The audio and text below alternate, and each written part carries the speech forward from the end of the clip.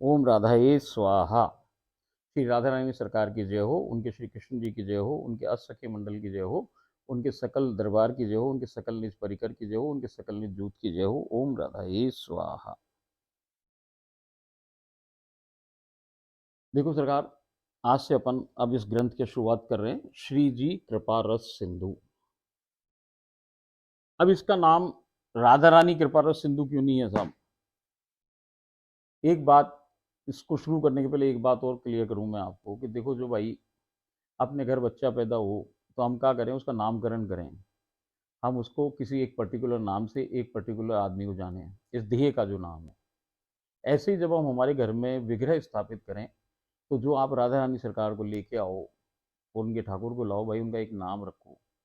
तो वो नाम नहीं जब तक रखते हो तो आप राधा रानी करते रहो, तो उससे पार नहीं पड़ेगी। एक अपना नाम होता है, तो हर विग्रह का एक नाम होना चाहिए। तो हमारे जितने परिकर हैं, जितने भी आपको ये एपिसोड देखोगे, तो इसकी शुरुआत में जो दर्शन आते हैं आपके सामने, वो सारे अलग अलग परिकरों के हैं। कोई कहाँ का है हिंदुस्तान में, कोई कहाँ का है, कोई कहाँ का है, कोई कहाँ का है। सबके अलग अलग के दर्शन हैं। तो उन सबकी जो राधा रानियां हैं, उन सब ने अपनी अपनी राधा रानी का एक नाम रख रखा है। तो इसी प्रकार ये जो गीता बावरी की राधा रानी है, इसको नाम राधा रानी सरकार ही बताती है। स्वयं नाम आप आंख बंद करिए, पूछे भाई आपका क्या नाम है, वो आपको नाम बता देगी, मेरा नाम ये है। इसी प्रकार ये जो इनकी राधा रानी है, इनकी राधा रानी का नाम है श्री जी। श्री जी कहें इनको ये। तो इसलिए जब उन्होंने अपनी लीलाएं दिखाई हैं उसको, तो उस लीलाओं में इस किताब का नाम उन्होंने श्री जी कृपा रस सिंधु रखा है। रस आपको मैंने बता दिया, सिंधु आप जानो कि भाई सागर को कहें। तो इसमें पहले लिखा हुआ है कि भाई ये राधा जन का तो संग्रह है ही, बहुत सारी किताबें इसमें जैसे मैं बताई। श्री जी उनका नाम हो गया, कृपा मतलब वो जो कृपा का रस, आपका जो समुद्र है, उसमें से वो बौछार कर रही है, आपको दे रही है बूंद। तो इसमें लिखा है श्री जी के अतिशय सांद्र रस से ओतप्रोत अजब निराला लीला संग्रह। अब जो उनका लीलाओं का संग्रह है, वो इन्होंने ये बनाया। अब ये उन्होंने लिख दिया कि प्रमुख लेखक श्री राधा रानी सरकार, श्री राधा रानी सरकार के काना, लौकिक माध्यम, मेरा ये संसारिक देह का नाम भी है, प्रियदास से भी लिखा है, और ये गीता सत्य, ये गीता का नाम है। इसमें उसका नाम, वास्तविक देह का नाम भी गीता ही है, और उसको वहाँ भी नाम जो मिला वो बावरी गीता ही मिला है, जो कि उनकी सहचरी ही है। तो अब अपनी इसकी शुरुआत करते हैं। देखिए साहब, कोई भी अपन ग्रंथ की शुरुआत करें तो उसमें एक प्रस्तावना हुए। प्रस्तावना हमें ये बताए कि भाई इस ग्रंथ के बारे में क्या है, और ग्रंथ किस बारे में क्या चीज़ है, इसको हम प्रस्तावना कहें। अब देखो, जब हम लीला को ग्रंथ पढ़ें तो इसमें भाई कोई प्रस्तावना की जरूरत ना है। ये तो हम लीला ही पढ़ रहे हैं, अब लीला ही के अंदर घुस रहे हैं, तो अब लीलाओं का ही ग्रंथ है। जो सारी बातें आप मेरे बारे में जानो, वो सब इसमें लिखी हुई, कि भाई मैं कौन, कहाँ, क्या मेरा पीछा इतिहास, क्या थोड़ा बहुत जो भी आपको मैं बता सकी पहले बता दिया। अब वो वही इसके इसके अंदर है, तो उसको रिपीट करने का कोई फ़ायदा ना। अब मैं आपको बस गीता के बारे में थोड़ा बताऊं। गीता जो ये है, कम उम्र की लड़की कहो, आपको बहुत ज़्यादा उम्र ना है, 40 साल की होगी, 40, 42, 45 उम्र का भी मुझे ध्यान ना का है पूरा सा। तो जितनी भी इसकी एज है, ये भी यंग ही है। और इसका जो पिछला बैकग्राउंड है अपने अपने घर का, शादी के पूर्व का, तो वो जो बैकग्राउंड है, उस बैकग्राउंड से जहाँ से ये आई, वहाँ पे कोई एक ओंकार स्वामी के नाम से ये लोग, इनका परिवार मानता था। अब वो क्या योग को मानते हैं, किसको मानते हैं, मुझे उसका कुछ पता नहीं। कुल मिला के बात यह है कि इसको राधा कृष्ण के बारे में कोई भक्ति ना थी। जब ये ब्याह करके इस घर में आई, तो जिस घर में इसका पति है और जो इनके सास ससुर हैं, वो सब बल्लभ कुल संप्रदाय से हैं। तो इनके घर में एक लालन की सेवा है। तो अब वो लालन की सेवा जब होती थी, तो इनकी सास करे करी, ये नहीं करती थी, या इनकी नंदे करती थी। तो अब जब ये आई, तो उनके मन में विचार आया कि ऐसी आ गई भाई, कि अब आ गया, हम लोग नहीं रहेंगे तो कौन सेवा करेगा इनकी। एक ही उनके एक ही लड़का है जिनके घर में ये हैं, बाकी लड़कियां हैं उनकी। तो वो अपने अपने ब्याह के चले गए कि अब आगे कैसे चलेगी ये सेवा। खैर सरकार, वो धीरे धीरे धीरे जब वो सेवा करने लगी, तो उसको स्नेह उत्पन्न हो गया उनसे, कृष्ण भगवान से। धीरे धीरे वो जब मेरी बातें सुनते रहे, लगातार मेरी बातें सुनते सुनते सुनते, उनमें सारी बातें नई नई, जो मैं जब भी उनके घर जाऊं तो उनको बताऊं सब नई नई बातें। तो वो बताने से उनमें एक राधा के प्रति प्रेम उत्साह हो गया। अब उनके घर में भी कुछ देवी देवता भी थे, सब थे। और वो करते करते सब करके, वो सब राधा रानी ने सब पूरा कर दिए, सखियों ने सब पूरा करके निकुंज बनवा दिया सबका। और वो जो एक छोटी लालन थी उनके संग रसरूप एक राधा रानी सरकार भी विराज गई हैं। अब उनके घर में एक युगल भी है, और युगल का जो राधा रानी है उनका नाम श्री जी है। तो वो एक युगल के रूप में है वहाँ, वो एक रस रूप में है, एक विराट रूप का उन्होंने चित्र लगा रखा है। ऐसे तीनों स्थितियों में वो गोलोक की स्थिति में वहाँ विराजित हैं। और अब वो पूरी तरीके से इस पे सरेंडर हैं। जब हम बरसाना रहे तो ये हमारे पास आया करे, तो भाई हमने इनको सखियों के ले गए। सखियों के जो वीज़ा मिलने चाहिए इनको राधा रानी के मिलने के लिए, तो वो सब दिलवा दिए भाई। और ये वहाँ की रज में लूटे पोटे, राधा रानी के बहुत दर्शन किए, सखियों के अभिषेक करवाए, सब करवाए, और अंततः इनमें राधा पूरी जागृत हो गई और पूरे 100% ये लड़की उन पे सरेंडर हो गई। जैसे सरेंडर हुई तो इसके मन में आया कि भाई कुछ और पहले अनुगत जो देख रहे हैं लीला, इसको लगा कि भाई जब दूसरे लोग देख सकते हैं, पहले तो इसके मन में ये था कि भाई हम तो ऐसे कच्चे हैं, हमने तो कभी भगवान भजे नहीं, तो हमको कैसे दिखेगी लीला। तो मैंने इसको समझाया भाई सभी को दिख सके, भाई किसी को भी दिख सके, जो प्रेम बढ़ा ले उसको दिख जाए। तो इसको भी प्रेम उत्सुकता पैदा हो गई। मैंने आपको बताया कि जिसमें आध्यात्मिक लोभ है उसी को दिखेगा, कि भाई जिसमें लोभ है कि मुझे देखना है तो वो देख सकता है, जिसमें लोभ ही नहीं है तो वो कैसे देखेगा। तो इस प्रकार से इसकी लीला शुरुआत हुई। और आप यकीन मानो कि केवल 6 महीने इसने 6 महीने के अंदर अंदर इसको राधा रानी प्रत्यक्ष हो गई। तो अब वो जो 6 महीने का पीरियड है, इस 6 महीने के अंदर ही कोई लीला देख सके, भाई हम तो ये कहें कि करोड़ों कितने भाई जरूर जन्म ले ले आदमी, और जाने क्या क्या तपस्या और क्या क्या भक्ति करे, कितना वक्त लगे क्या लगे, उसके बाद भाई कोई मिले राधा रानी। मगर भाई हम पिछला जन्म ना जाने किसका कौन कहाँ था। ऐसे जो सुकृत लोग हैं, जो सुकृत नहीं है भाई, ये बड़भागिन है। अब जाने कहाँ छोड़ के आई थी पिछले जन्म में। अब इसका दीपक बंद था तो वो दीपक जुड़ गया, दीपक जुड़ते ही भैया प्रकाश हो गया, राधा रानी वापस जहाँ आप खड़े रहो वही सिद्धि दिख जाए कि भाई हम कहाँ खड़े थे। तो वहीं से आगे की कहानी चालू हो जाए। तो ये निश्चित है कि ऐसे राधा किसी को नहीं मिलती भाई, ये पिछले जन्म से पूरी तैयार थी। बस केवल अभी तक इसको जो सदगुरु या रसिक टकराया नहीं था, जो टकराते भैया दीपक जल गया। और जलते ही भैया क्या है ना कि भाई दो पत्थरों को घिसो, घिसने से चिंगारी पैदा हो जाए। ऐसे ही भैया एक सदगुरु रूपी पत्थर हुआ है और एक जीव रूपी हुआ है। दोनों रगड़ो आपस में। रगड़ो कैसे, तो फिजिकली थोड़ी रगड़ना है। केवल भैया आपको केवल अपने विचारों को रगड़ना है। वो अपनी बात का एक प्रश्न करे, आप उसको उत्तर दो, ये रगड़ना हो भाई दो पत्थरों को। भाई पत्थर ही तो है दिल सामने वाले का, तो वो जब पिघल के जब गीला हो जाएगा तभी तो है। और जैसे चिंगारी लगी भैया वो दीपक जल जाए, दीपक जलते ही माया विकार विकार सब दूर भाग जाए भाई। वो प्रकाश इतना है कि उसके आगे कौन टिके। राधा रानी का प्रकाश से तो सब कुछ प्रकाशित है भाई। तो ऐसे करके उसका दीपक जल गया और उसको 6 महीने में लीला दिखने लगी। देखो सरकार, जैसे मैंने कही कि इसमें शुरुआत वहीं से हुई, तो हमने इनको हमने क्या बताया, राधा रानी ने हमें बताया, तो हमने इनको भी बता दिया। तो भाई इसमें हम क्या करते हैं कि एक समय निश्चित करना पड़ता है कि इतने समय हम एक निश्चित कर लिया हमने समय कि इस समय हम लीला में बैठेंगे। उसके 5 मिनट पहले जाके बैठ जाओ भाई, राधा रानी कृष्ण दोनों आ जाए वहाँ। और जब वहाँ पहुँच जाओ तो उसमें बैठ के फिर आपको मानसी में से कुछ पहले शुरुआत करनी पड़ती है। देखो जैसे मैंने आपको यही कि इसमें महल में प्रवेश का तरीका क्या है कि इसके 8 द्वार पे सखियाँ बैठी हैं। तो हमने उनको बताई कि भाई सारी सखियों के पहले जाओ। तो आप सारे सखियों के जो यहाँ पे मंदिर हैं जो घिरे हुए हैं, वो अपने गांव को, जो ब्रह्मांचल पर्वत को घेरे हुए हैं जहाँ राधा रानी का महल है यहाँ बरसाना में, इसको जो गांव घेरे हुए हैं ये मानसी के रूप से वहाँ जाए। और वहाँ जाके सब सखियों से नमस्कार करें उनके। तो जिस सखी के पहले जाएं ये, तो वो सखी इनके संगी चलने लग जाए। फिर दूसरी सखी की जाए, वो दूसरी चलने लग जाए। ऐसे करके 8 सखियाँ उस जीव के संग हो जाएं भाई। और फिर जहाँ से ये प्रकट हुई मूर्ति, ये चलते चलते सब वहाँ आ जाएं। और जब ये वहाँ आ जाएं तो उस जगह आकर के ये वहाँ पे चरण स्पर्श करके और फिर ये मंदिर में प्रवेश करें। और वहाँ इनको सामने राधा रानी दिख जाए भैया, फिर इसके चरण में पड़ जाए। फिर आगे की कहानी राधा रानी बताए कि वो क्या कराना है, उसको नहीं कराना है, वो सब वो उसकी इच्छा पे डिपेंड करता है। ये एक तरीका हमने इनको बताया था भाई, तो वो तरीका ये सब लोग करें। और जो जो कर रहा है उसको कुछ चमत्कार भी दिख ही रहे भाई। तो इस प्रकार से इसकी लीलाएं शुरू हुई। अब इसमें जो 1 से 13 तक की लीलाएं हैं, अच्छा इसमें सेकंड पन्ने में उसके उद्गार हैं, जो भाई जो कोई लिखी पहली बार एक इतनी बड़ी किताब बनी, तो भाई उसके मन में उत्साह था, तो उसने सबको धन्यवाद किया। हमको भी किया, राधा जी को भी किया, सखियों को भी किया, जिसकी उसने सुनी करी उन सबको भी किया, अपने माता पिता को भी किया कि भाई जन्म दिया उनको, भाई बहनों को, अपनी सास, अपने सब जितने हस्बैंड वाइफ। क्योंकि देखो सबसे बड़ी बात क्या हो भाई कि आपको परिवार ऐसा मिल जाए कि जो आपको रोके ना, वरना तो यहाँ समस्या होती है परिवार के रोकने की, भाई आपको बढ़ने नहीं देंगे आगे। और स्पेशली बहू के संग तो बड़ा प्रॉब्लम, भाई वो कैसे करे, अलग कैसे हो। तो भाई वहाँ जब पूरा परिवार ही एक संग मिल जाए, वो सभी खुद राधा रानी में शरण में हो, तो ये सारी अनुकूलताएं जब मिल जाएं तो भैया ये सहज ही हो जाए सब कुछ काम। ऐसा ही इसके संग हुआ। तो इसने उसके उसके बारे में लिखा है। अपन अब सीधी की सीधी शुरुआत आज लीला से करते हैं।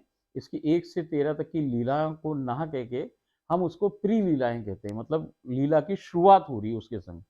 तो उसके बारे में अपन इसमें चर्चा करते हैं आज से कि भाई कैसे लीलाओं की उसकी शुरुआत हो रही है। ओम राधा ये स्वाहा।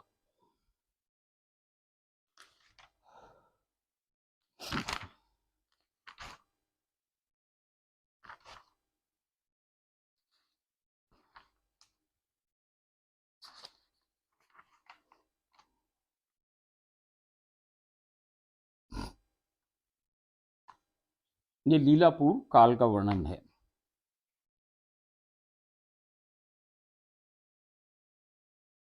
मानसी सेवा में किंकरी को यही लगता है कि वो सब कुछ कर तो सच में रही है, परंतु एक फिल्म की भांति ही अनुभव होता है। जब प्रेम प्रगाढ़ होने लगता है तब श्री लीलाओं में भी परिवर्तन आने लगता है। जब फिल्म एक नाटक का रूप ले लेती है जिसमें किरदार सजीव होते हैं, जिन्हें स्पर्श करने पर हमें सजीव स्पर्श का अनूठा अनुभव होने लगता है, जबकि फिल्म तक केवल एक चित्र जैसा अनुभव होता है। इसकी परिवर्तन की शुरुआत भी अजीब प्रकार से ही होती है। किंकरी को मानसी में ही भिन्न भिन्न अनुभव होने लगते हैं। फिर श्री लीलाएं दिखना आरंभ हो जाती हैं। पहले बहुत छोटी छोटी सी लीलाएं का दर्शन हुए, फिर किंकरित्व की परीक्षाओं को जब किंकरी उत्तीर्ण कर जाती है तब श्री लीलाएं भी बड़ी होती जाती हैं। श्री राधा रानी सरकार किंकरी को संसारिक 5 भौतिक देह व अंतःचिंतित देह को समय समय पर इस परम रस को बर्दाश्त करने व पचाने की सामर्थ्य प्रदान करती जाती हैं। ज्यो ज्यो प्रेम प्रगाढ़ होता जाता है, ये अद्भुत रस भी गाढ़ा, गंभीर और सांद्र होता जाता है। इसलिए श्री लीलाएं भी शुरुआत में छोटी होती हैं, फिर समयांतराल में बड़ी रहस्यमय व परम गंभीर होती जाती हैं। इस बीच किंकरी भी नित्य निकुंज में अपनी स्थिति में परिवर्तन अनुभव करती रहती है। पहले वो केवल एक साधारण दासी जैसा व्यवहार रखी जाती है, फिर परीक्षाओं को उत्तीर्ण करने पर उसे अंतरंग किंकरी जैसे व्यवहार की स्वीकृति प्राप्त होती है, फिर और परीक्षाओं को उत्तीर्ण करने पर वो अंतरंग सहचरी के रूप में हो जाती है। काफी समय तक गीता निश्चल प्रेम, संपूर्ण भाव व परमानंद चित्त से मानसी सेवा में तत्परता से लगी रही। तब उसे भी मानसी में कुछ भिन्न भिन्न अनुभव हुए, फिर छोटी छोटी सी लीलाओं में प्रवेश प्राप्त हुआ। 1 से 13 श्री लीलाएं भी बहुत छोटी छोटी सी हैं, अतः उन सबका संकलन एक ही जगह यही कर रही हूँ। समयावधि में जब गीता गंभीर व सांद्र रस की सागर में गोते लगा रही है, रस में डूब गई है, रस से सराबोर हो स्वयं रस रूप को प्राप्त हो चुकी है, सावधान हो जाइए, अब आप भी उस परम गुह्य रस के सागर में डूबने जा रहे हैं। श्री राधा रानी सरकार आपको वो अनोखा रस स्वयं पवा रही है। प्रेम से चक्कर पाइए और बिना परिश्रम अनायास ही परम आनंद, परम चरम परमानंद को प्राप्त कर चरमोत्कर्ष शक्ति को प्राप्त करते हुए कृतकृत हो जाइए। देखो भाई, अब अपन शुरुआत कर रहे हैं, तो आप भी बोलो भाई ओम राधा इज़वा। अपन चालू करें कि अभी छोटी छोटी लीलाएं कैसे कैसे घटित हो रही हैं। अब वो गीता ने जो बताई, एक्चुअली लीला उसको हो रही है, लिख वो रही है। फिर इसको मेरे को राधा रानी ने कहा कि भाई अपने सदगुरु से लिखाओ, तो मैंने इसको लिखा है। तो अब ये लीला उसके संग घटित हो रही है, मगर हर लीला में उसने मुझे वहां देखा हुआ है। जैसे मैं बताई कि प्रिया दासी जोड़ी वहां एक ही रूप में रहे भाई। वो कह रही हैं कि शुरुआत में 30-35 दिवस में निश्चित समय सिर्फ मानसी में बैठती थी, सभी पूर्ण वर्णित परिपाटी को नित्य सम्मानसी से ही पूर्ण करती थी, लेकिन धीरे धीरे समयावधि में स्थितियां परिवर्तन को प्राप्त हुई। अब नित्य मानसी की परिपाटी के मध्य अद्भुत प्रकाश के गोले घूमने लगे भाई। देखो, सबसे पहले क्या हो, ये प्रकाश ही है सब। राधा रानी पूरी ना देखिए, पहले तो क्या देखिए, प्रकाश के जैसे बड़ी ज्योति एक संग आपके दिमाग में ऐसा हो जाएगा, बिल्कुल प्रकाश हो जाए, प्रकाश ही प्रकाश। तो ऐसे वो कह रही है, जब वो बैठती थी भैया अद्भुत प्रकाश के गोले घूमने लगते थे। उन प्रकाश के गोलों में विभिन्न आकृतियों के दर्शन होने लग जाए। थोड़े दिनों बाद उसमें आकृतियां दिख रही हैं, जैसे सीढ़ियां, चरण कमल, कमल के फूल, नेत्र कमल, श्री उंगलियां, एक स्त्री को चट्टान पर उन्मिलित केश में विराजित देखना, मतलब एक एक औरत दिखी उनको बड़ी सुंदर सी, और वो उसके बाल खुले हुए हैं, वो वहां बैठी हुई एक चट्टान पे, ऐसी चीजें उसको दिख रही हैं। जब ये दर्शनीय होता था तब नित्य परिपाटी में स्वतः ही विराम आ जाता था। अब जो मैं तरीका बताई कि भाई ऐसे ऐसे करे, तो वो जब लीला चालू हो तो वो परिपाटी वहीं के वहीं रुक जाए, और उसके बाद जब वो ये लीला खत्म वो इसका समापन हो तो भाई वो वापस वहीं से चालू हो जाए मानसी। मानसी अलग चीज़ है, लीला अलग चीज़ है, ये बात मानो। मानसी हम करें, हम कोशिश करके मानसी कर रहे हैं, भगवान के पास पहुंचने की कोशिश कर रहे हैं राधा रानी के महल में, इसे कहें मानसी, जो हमारे मन से कर रहे हैं हम। और लीला किसे कहें कि जो वो करे, वो कर रहे हैं, वो लीला है। वो हमारे बस की बात ना, वो उसके बस की बात है। वो हमें क्या दिखा रही है, वो उसकी बस की बात है। हम क्या कर रहे हैं, ये हमारे बस की बात है कि हम सखियों के गांव गए, वहां गए, ये किया, वो किया, ये सब मानसी से हो रहा है। तो मानसी अलग है, श्री लीला अलग है, इसलिए यहाँ दो शब्द काम में आ रहे हैं हर जगह। जब ये दर्शनीय होता था तब नित्य परिपाटी में स्वतः ही विराम आ जाता था। 30-35 मिनट तक ये सब कुछ अनुभव रहता था। उसके उपरांत में फिर मानसी में नित्य परिपाटी में बिल्कुल वहीं से जहां विराम लगा था से पुनः प्रविष्ट हो जाया करती थी। श्री लीला 1 व 2 में श्री ललिता जी से मेरे प्रथम मिलन का वर्णन होता है। दूसरी लीला क्या है, तीसरी लीला में, श्री लीला 3 में श्री जी से प्रथम मिलन वर्णित है, परंतु मैं उन्हें समझने में असमर्थ ही हो रही थी कि राधा जी भी हैं कि कौन है। ये श्री लीला बहुत विशेष है क्योंकि इसमें श्री जी ने मेरी अंतःस्थित देह को परिपक्व किया था, मेरी देह में से कुछ बाहर निकला था। ये मानसी में ना होकर वास्तव में सजीव स्थिति में अनुभव प्राप्त हुआ था। ऐसा मेरे साथ 2 बार हुआ। चौथी और पांचवी लीला भी सजीव रूप में सम्मुख हो गई। श्री लीला 6, इस श्री लीला में मेरा अंतःचिंतित देह ने श्री जी व उनके कहना को बिल्कुल सजीव सम्मुख देखा। श्री लीला 7, 8, 9, 10 ये सभी छोटी छोटी सी श्री लीलाएं हैं जो कि मानसी से बिल्कुल भिन्न थी। जब श्री लीला होती तो मानसी स्वतः ही विराम को प्राप्त हो जाती थी, तदुपरांत फिर वहीं से प्रारंभ हो जाती है। श्री जी का साक्षात्कार निज महल में होता था। श्री लीला 11 से 13, अब इन श्री लीलाओं में श्री जी से साक्षात्कार ब्रह्मांचल पर्वत पर स्थित पूर्व वर्णित प्राकट्य स्थल से कुछ पहले निज महल की ओर आते ही हो जाता था। वहीं मैं थी, चरणों को स्पर्श कर श्री अंगुष्ठों को चूसकर श्रीतलों को चाटती थी। अब क्या होने लग गया कि भाई ये जो लास्ट में लीला हुई 11 से 13, उसमें क्या होता था कि वो जब आती थी मानसी से और जब वो जा रही है तो उसको श्री जी वहां से मंदिर की तरफ से उधर प्राकट्य स्थल की तरफ आती हुई दिखती थी। और वो जैसी दिखती थी तो वो उनके पैर पड़ती थी, फिर उनके अंगूठों को चूसती थी दोनों पैरों के, और फिर उनको प्रणाम करती थी साष्टांग गिर करके वहाँ। यहाँ से वो लीलाएं होती थी, राधा रानी बाहर स्वयं आ जाती थी, महल में इसको जाने की जरूरत नहीं होती थी। ऐसे ये 13 लीला थी। अब अपन इसमें शुरुआत करेंगे इनकी। आइए अब हम अतिशय रहस्यमय श्री लीलाओं के माध्यम से परम चरम कृपा रस सागर में प्रविष्ट हो अपना मानव जीवन सफल कराएं। हमारे किसी प्रयास से संभव नहीं हो रहा है, ये हमारे किसी भी प्रयास से संभव नहीं हो रहा। ना जाने किस रसिक संत की परम कृपा का चीटा हम पर लग गया है। श्री जी हम पर ना जाने किस बात पर रीझ गई है। बस एक बात की सावधानी नितांत आवश्यक है कि श्री लीलाओं में प्रवेश से पहले अपना और चित्त व देह निश्चल रिक्त व स्त्रीलिंग में परिणित कर लें। सभी सही मायने में श्री लीलाओं में प्रवेश संभव है। पहली श्री लीला, ओम राधा ईश्वर। जब मैं रात्रि को विराम करने लेटी तो मेरा चित्त बार बार इस विचार से विचलित हो रहा था कि मेरे स्कूल शुरू होने पर मैं सुबह मानसी में कैसे बैठ पाऊंगी। अतः कल से संध्या में मानसी में बैठना प्रारंभ करूंगी, परंतु सुबह 5 बजे ही मेरी निंद्रा भंग हो गई। शायद श्री जी ने ही भंग कर दी, क्योंकि मैं प्रतिदिन सुबह 5:55 पर मानसी में बैठती हूँ।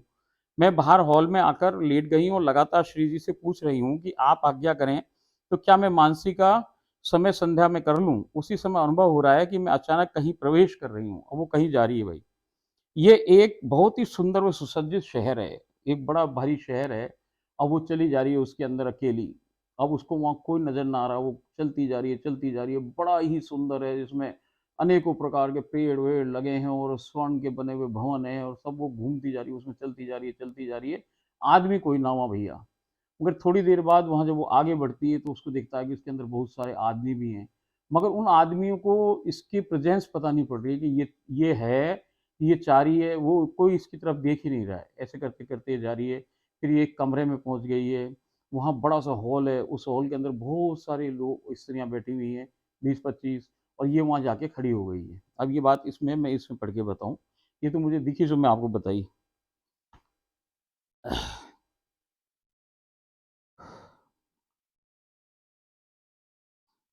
अचानक मैं कहीं प्रवेश कर रही हूँ। यह एक बहुत ही सुंदर व सुसज्जित शहर है, परंतु यहाँ कोई व्यक्ति उपस्थित नहीं है, केवल मैं अकेली चल रही हूँ। यह शहर बहुत ही सुंदर व आकर्षक पक्के मकानों से परिपूर्ण है। चलते चलते मैं एक ऐसे स्थान को प्राप्त हुई हूँ जहाँ पर बहुत से लोग हैं, मैं उनके मध्य पहुँचकर उन्हें निरख रही हूँ, मैं देख सक रही हूँ, परंतु उनमें से कोई भी मेरी उपस्थिति से प्रभावित ही नहीं हो रहा है। ऐसा एहसास हो रहा है जैसे कि मेरी उपस्थिति शायद उनके अनुभव में प्रकट ही नहीं हो रही, उनको मालूम ही नहीं पड़ रहा कोई आया हुआ है। मैं कुछ समयावधि तक वहीं विचरण करती रही, तभी अचानक एक स्त्री वहां आई और मेरा हाथ पकड़कर मुझे एक ऐसे कमरे में ले आई जहां पे 20-25 स्त्रियां बैठी हुई हैं। वो मुझे घूर घूर कर देख रही हैं। मुझे अनुभव हो रहा है कि ये मुझे देख पा रहे हैं। मैंने उनसे पूछा कि क्या वो मुझे देख पा रहे हैं? वो कह रही हैं कि हाँ, हम देख पा रहे हैं। ये लोग मुझसे विभिन्न प्रश्न पूछ रहे हैं। मैंने सभी के जवाब दे दिए हैं, परंतु एक प्रश्न का उत्तर मुझे पता नहीं है। मैंने उनसे पूछा और धृष्टता के लिए माफ़ी मांगी कि भाई ये प्रश्न मुझे नहीं आए, इसका उत्तर मुझे नहीं मालूम। ये सब लोग बोल कुछ नहीं रहे हैं और नेत्रों नेत्रों से ही एक दूसरे से बात कर रहे हैं। फिर बोले कि लड़की बहुत जिद्दी है, इसे श्री ललिता जी के पास भेज देते हैं। फिर अब विराम आ गया। अब कुछ नहीं दिख रहा है। मैं 5:55 पर मानसी में बैठ गई हूँ। ओम राधा ईश्वर। ये पहली लीला है उसकी भाई, छोटी सी। अब दूसरी लीला। अब रात्रि का समय है। अब वो सो रही है, तब की बात है ये। सपने में लीला हो रही है, देखो आप। अब रात्रि का समय है, वह मैं निद्रा को प्राप्त हो रही हूँ। मेरे को स्वप्न आ रहा है। ये स्वप्न भी कैसा है, वो जगी हुई भी है। उसको पता है कि वो सोई नहीं है, मगर वो जगी हुई भी है, मगर स्वप्न जैसा दिख रहा है उसको। स्वप्न में श्री ललिता जी सम्मुख हो गई हैं। वो मुझसे कुछ ही दूरी पर खड़ी हुई हैं। मैं उन्हें नहीं पहचानती हूँ, सिर्फ एक अनजान अतिशय दिव्य स्त्री समझ रही हूँ, बहुत ही सुंदर, जैसे लगे कोई राधा ही खड़ी है। उधर से आवाज आने पर मैंने उनसे प्रश्न किया कि आप श्री कौन है, आप कौन है? उन्होंने कहा कि वो स्वयं श्री राधारानी सरकार की अति विशिष्ट व अतिशय प्रिय सखी ललिता हैं। आप श्री ने मुझसे पूछा, कुछ पूछा है, परंतु अभी अभी विस्मृत हो गया। उसको अभी याद भी नहीं कि क्या पूछा उन्होंने, जिसका मैंने उत्तर भी गलत दिया है। उसको ये भी पता है कि उत्तर भी गलत दिया है। मैं ये भी जान रही हूँ कि मैंने उत्तर गलत दिया है। अचानक बिल्कुल सन्नाटा हो गया है। मुझे मेरी त्रुटि का ज्ञान भी हो गया है। मेरा विलाप शुरू हो गया है। मैं उनसे करबद्ध प्रार्थना क्षमा याचना कर रही हूँ। आप श्री ने कहा, तुम्हें अभी श्री राधा रानी सरकार तक पहुंचने में समय है। और वो अंतर ध्यान हो गई। स्वप्न तो समाप्त हो गया, परंतु मुझे संपूर्ण स्वप्न ज्यों का त्यों याद रहा। ओम राधा स्वाहा। श्री लीला 3। आज जब मैं सुबह मानस में बैठी हूं तो नित्य परिपाटी के मध्य ही उसमें विराम आ गया है। अचानक लग रहा है कि कोई अत्यंत तीव्र दिव्य प्रकाश युक्त शक्ति विद्युत के समान झटके से मेरे शरीर में प्रवेश कर गई। देखो भैया, वो बैठी हुई है, मानसी रुक गई और बैठ के उसको लगा कि उसके अंदर कोई चीज घुस गई, जोर से झटके से घुसी। और वो कोई चीज कुछ नहीं, वो प्रकाश है, प्रकाश का बड़ा सारा पुंज है, वो उसके अंदर घुस गया भीतर।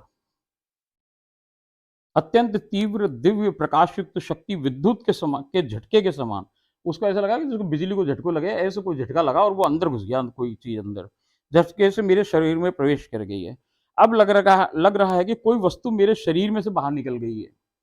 एक चीज तो अंदर घुस गई, वो प्रकाश अंदर घुस गया और उसके शरीर में से कुछ निकल के बाहर जा रहा है।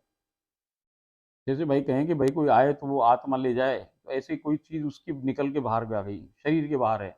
और कुछ चीज अंदर घुस गई, वो है प्रकाश। ये शरीर बनाने के तरीके हैं भाई। देखो, राधा को देखना इस शरीर के बस की बात ना ना उस शरीर की। जब तक ये बने ना, जब तक दिखे ना, तो भैया पहले से बनाया जाए। तो ये बनाने के तरीके हैं, शरीर बनाने के। तो वही कह रही है, अब लग रहा है कि कोई वस्तु मेरे शरीर में से बाहर निकल गई है, परंतु वो शक्ति नहीं है जो मेरे अंदर घुसी, वो नहीं है जिसने मेरे शरीर में प्रवेश किया। मेरा अपना शरीर एक लाश की तरह निर्जीव हो गया है। अब उसके बॉडी ने काम करना बंद कर दिया। जो छाया है, वो इसको लग रहा है कि ये तो लाश है, वो लेट गया है पूरे, कुछ कुछ भी नहीं हो रहा है उसका। अब मैं किसी अन्य देश में प्रवेश पा चुकी हूँ, वो किसी दूसरे देश की। अब पहुंच गई वो लोग भैया। यहाँ सम्मुख दर्शनीय है कि एक खुली बैलगाड़ी में एक अतिशय सुंदर, परम आकर्षक, स्वयं प्रकाशमान, दिव्याति दिव्य स्त्री उन्मलित केश राशि में अपने श्री हस्त कमल पर शीश धरे पड़ी हुई है।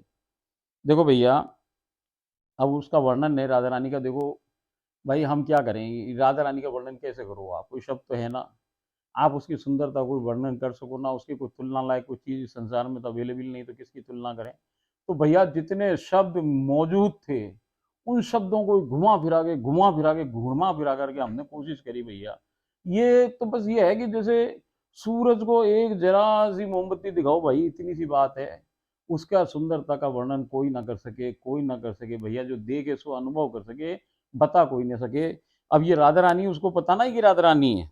अब देखो साहब, अब वो कह रही है कि भैया बैलगाड़ी पे बैठी हुई है, कौन है, अतिशय सुंदर है, परम आकर्षक है, उनको देखते ही आंखें आपकी लग रही है कि इन्हीं को देखे जाओ, स्वयं प्रकाशमान है, मतलब उन्हीं में से प्रकाश की ज्योति निकल रही है। दिव्यति दिव स्त्री, उन्मलित केश राशि, मतलब बाल खुले में उसके भाई, पवन उनको उड़ा रही है। अरे भैया बड़ा खतरनाक है, वो पवन उड़ रही है और पवन उड़ के उनके जो ये चोटी, एक बाल की केश की वो जो लड़ी है, इसे क्या क्या लट लट लटा लट जो गए हैं, वो बार बार उनके मुंह पे आ रही है, बार बार मुंह पे आ रही है, उसको बार बार वो हाथों से ऐसे करे भाई। तो पवन की मजाल ना कि भैया राधा रानी को छेड़ ले, कि राधा रानी को बार बार कष्ट हो कि हाथ उठा के ऐसे ऐसे करे, ऐसे पॉसिबल नहीं है। पवन की हिम्मत ना, भाई पवन कौन है वहां, पवन भी तो सखी है। अब उसको पता है कि भाई इससे इनकी सुंदरता में वृद्धि हो रही है, इसलिए उसने ऐसा कर रखा है कि वो बार बार पीछे करे तो उसको बार बार आगे कर दे भैया। और वो पौड़ी भी कैसे में, वो जैसे अपन ऐसे पौड़े ना, एक हाथ पे ऐसे रख के ऐसे पूरी लेटी हुई, और अपना पूरा मुंह ऐसे रख रखा है उन्होंने, सर को अपने हस्त कमल पर शीश धरे पौड़ी हुई है, जिसे मैं नैनाभिराम निरख रही हूँ। लगातार उनको देखे जा रही है, उसको प्रेम आंसुओं की झाड़ी लगी हुई है, परंतु वो अपने नैनों को दूसरी तरफ कर प्रकृति की सुंदरता निहार कर प्रफुल्लित हो रही है, वो उसकी तरफ देख ना रही, और वो दूसरी तरफ जो और सुंदर सीनरी है उसको देख रही है, अपने निकुंजों को निहार रही भाई, वो उसकी तरफ देख भी नहीं रही, परंतु वो अपने नैनों को दूसरी तरफ करके प्रकृति की सुंदरता निहार कर प्रफुल्लित हो रही हैं। मुझे निरख ही नहीं, मुझे देख ही नहीं रही है। अब पानी में मछलियां नजर आ रही हैं, अब ये कहानी तो चली गई, अब उसको दिख रही है कि पानी है, कोई भैया कोई कुंड टाइप का है उसमें, उसको मछलियां नजर आ रही हैं, सब रंग की अलग अलग। कुछ महिलाएं भी दृश्यमान है, कुछ औरतें दिख रही उसको, एक बहुत लंबी पाइप का छिद्र नजर आ रहा है। अब वो पाइप कह रही है, ऐसा कोई गुफा सी नजर आ रही है उसको, जिसमें उसको लग रहा है कि ये गुफा टाइप की कोई चीज है जिसमें छेद है भाई। अब उसको समझ में आ रहा है कि बांसुरी है, राधा और कृष्ण के बीच की जो बीच की चीज है वो बांसुरी, उसको वो पाइप कह रही है, देख लो आप। एक बहुत लंबी पाइप का छिद्र नजर आ रहा है। अब एक घर में, अब उसको एक नया सीन दिख रहा है, अब एक घर में एक स्त्री अपने दो बच्चों सहित नजर आ रही है। ये लोग मुझसे वार्तालाप कर रहे हैं, उससे बातें भी कर रहे हैं, वो क्या बात कर रहे हैं उसको पता ना, क्योंकि लैंग्वेज दूसरी है वहां। परंतु मैं तो श्री जी से विलाप कर रही हूँ, वो केवल रो ही रही है श्री जी को देख के। इन सब के अतिरिक्त आप श्री भी तो मुझे दर्शनीय हुई है। अब वो कह रहे हैं कि भैया ये सारी चीज तुम दिख रही थी, तुम तो गायब होगी, और ये सारी चीजें क्या क्या दिखने लग गई, इसका कोई आपस में लिंक ही नहीं है, कोई चीज आपस में लिंक नहीं हो रही है। कभी क्या दिख रहा है, कभी क्या दिख रहा है, और कभी वो दिख ही नहीं रही। अब राधा रानी नहीं दिख रही तो वो रो रही भैया, विलाप कर रही हूँ कि इन सब के अतिरिक्त आप श्री भी तो मुझे दर्शनीय हुई है। अब दूसरी ओर से एक आवाज मुझे सुनाई दे रही है कि हो सकता है कि जो तुम्हें कुछ तुम्हें दर्शनीय दिख रहा है वो मैं ही हूं, उनमें से कोई मैं ही हूं भाई, तुम पहचानो तो सही, तुम समझने में असमर्थ हो रही हो। तो एक आकाशवाणी टाइप की आवाज आ रही है उसके कानों में, क्या आ रही है कि भाई तू मुझे खोज तो रही है, मगर खोज के तू ये नहीं समझ पा रही कि इन सब में ही मैं भी हूं इसमें। तो अब वो ये नहीं समझ पा रही है कि ये बैलगाड़ी पे जो बिराजी हुई है, ये खुद स्वयं राधा रानी सरकार बिराजी, जो उसने देखी तो ना, अब उसको समझ में नहीं आ रही कि कौन है। वहां तो सारी एक से औरतें सभी सुंदर, उन सुंदर में भी अतिशय भी सुंदर कोई है, तो राधा रानी है भाई। तो उसको समझ में नहीं आ रही कि राधा रानी, तो राधा रानी आकाशवाणी से उसको बता रही है कि भैया इसमें मैं भी हूं, तुम खोजो। अब विराम लग गया, अब इस बीच में विराम लग गया। मैं पुनः मानसी में आ गई हूँ, और मानसी संपूर्ण कर जब मैं संसार में वापस आई और उठी हूं तो लग रहा है कि मेरे इस शरीर में बिल्कुल जान ही नहीं है, बिल्कुल शक्तिहीन हो गया, उससे खड़ा भी नहीं हो जा रहा, वो पकड़ पकड़ के खड़ा करे भाई। अब मैं आपको एक बात समझाऊं कि ये जो लीलाएं होती है ना, इसकी ये प्री लीलाओं की क्या कंडीशन है कि जो सारी चीजें अब इसको दिख रही हैं, ये आने वाली लीलाओं में इसका पूरे रूप दिखेंगे, इसको एक कहानी बन जाएगी पूरी। अभी जैसे उसको टुकड़ों टुकड़ों टुकड़ों टुकड़ों में अलग अलग अलग चीजें दिख रही है ना, जैसे उसकी शुरुआत क्या हुई कि कभी उसको चरण दिख रहे हैं, कभी उसको कमल दिख रहा है, कभी उसकी आंख, राधा रानी की आंख दिख रही है, कभी क्या दिख रहा है, कभी क्या दिख रहा है, पूरी नहीं दिखी। अब वो उसको पूरी राधा रानी दिख गई। तो अब ये जो चित्र, ये जो सामान दिख रहे हैं, ये आगे वाली लीलाओं के आगे फिर खुल जाएंगे ये। जब पहले, अब ये चौथी श्री लीला चालू हुई, जब पहले मैं श्री ललिता जी से मिली हूँ, मैं उनसे निवेदन कर रही हूँ कि मेरे इस जन्म के परिवार के सभी सदस्य अस्वस्थ हो गए। उस समय कोई कोरोना चल रहा है भाई, उस समय कोरोना की बात थी। कुछ कीजिए। श्री ललिता जी ने मुझे एक रोटी पर कुछ रख के दिया है। श्री ललिता जी कह रही हैं कि ये सबको पवाओ। मैं अब उस रोटी को, ये सब लीलाओं में ही हो रहा है, वो भी वही है, आदमी भी, उसके घर वाले भी वहीं बैठे हैं। मैं अब उस रोटी के कमल बनाकर मेरी इस जन्म की बड़ी नंद को, मेरे जन्म के पति को और मेरे इस जन्म के दोनों बच्चों को पवा रही हूँ, स्वयं भी पा रही हूँ। अब मैं मानसी में निज महल पहुंची हूँ। श्री जी का निज महल श्री जी निज महल में विराजमान है, परम सुखद व विचित्र अनुभव हो रहा है। श्री जी जागृत अवस्था में बिल्कुल सजीव विराजमान है। अभी रोज तो जाती थी, मगर इसको ऐसे झलक टाइप की दिखती थी। अब ये गई तो इसको बिल्कुल बिल्कुल साक्षात, कहाँ गई है ये, उस महल में, अटारी में, जो आज बरसाना का महल है उसके अंदर गई है। और वहां श्री जी सिंहासन पे विराजी हुई है पूरी, और बिल्कुल सजीव विराजी हुई है। मैं स्पष्ट स्पर्श सुख के अनुभव को प्राप्त कर रही हूँ। आप श्री के श्री नेत्र, श्री ओष्ठ, श्री हस्त कमल, श्री चरण कमल, संपूर्ण श्री विग्रह परम चित्ताकर्षक है।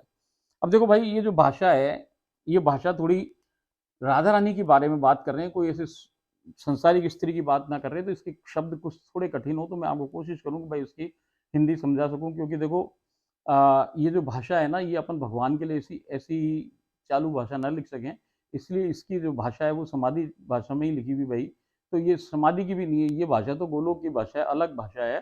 तो इस भाषा में हम जब किसी भगवान का वर्णन करें तो उसके लिए शब्द थोड़े से अच्छे होने चाहिए। तो इसी उसके लिए ऐसे लिखा, नेत्र भाई कहें आंखों को, ओस कहें होठों को, हस्त कमल हम जाने, चरण कमल हम जाने, संपूर्ण श्री विग्रह पर परम चित्ताकर्षक, सुंदरता की सीमा को भी पार करता हुआ प्रतीत हो रहा है।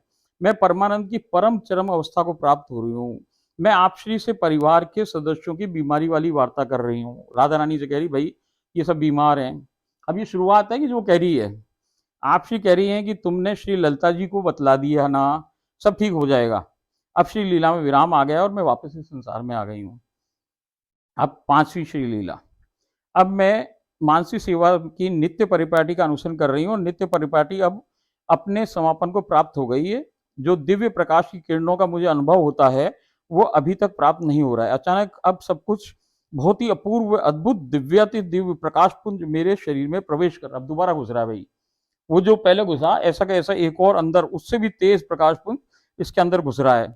मैं परम आश्चर्यचकित व स्तब्ध हो गई हूँ। न जाने क्या हुआ है कि अब अचानक सब कुछ बिल्कुल स्पष्ट व सजीव हो उठा है। जैसे ही वो दोबारा चीज गई अंदर, तो भैया हर चीज बिल्कुल स्पष्ट नजर आ रही है उसको, बिल्कुल सजीव। राधा जी, उसकी सखियां और उनके कान्हा जी, और सब कुछ बिल्कुल सजीव नजर आ रहा है। अब अचानक मानसी में विराम आ गया है, और मैं श्री ललिता जी को सविनय निवेदन कर रही हूँ कि कृपा पूर्वक श्री लीला में पुनः प्रवेश प्राप्त करवाइए। पल भर में सब कुछ पूर्व सजीव दोबारा हो गया है। समयावधि में वापस विराम लग गया है। फिर श्री ललिता जी की कृपा से सब जागृत हो उठा है। मतलब बार बार जा रहा है, आ रहा है, आ रहा है, जा रहा है, ललिता जी को रिक्वेस्ट करती है, आ जाता है। अचानक तीसरी बार श्री लीला में विराम प्राप्त हो गया है। फिर श्री ललिता जी के द्वारा श्री लीला प्रारंभ कर दी गई है। अब मानसिक संपूर्ण भैया व श्री लीला में विराम आ गया है, और मैं संसार में आ गई हूँ। देखो भाई, अब मुझसे ज़्यादा बोला नहीं जा रहा, तो मैं इसको अब आगे सुना पाऊंगी, क्योंकि मेरे मेरे में अब इतनी ताकत नहीं हो रही भैया, मेरा शरीर भी खराब हो रहा है। ओम राधा स्वाहा।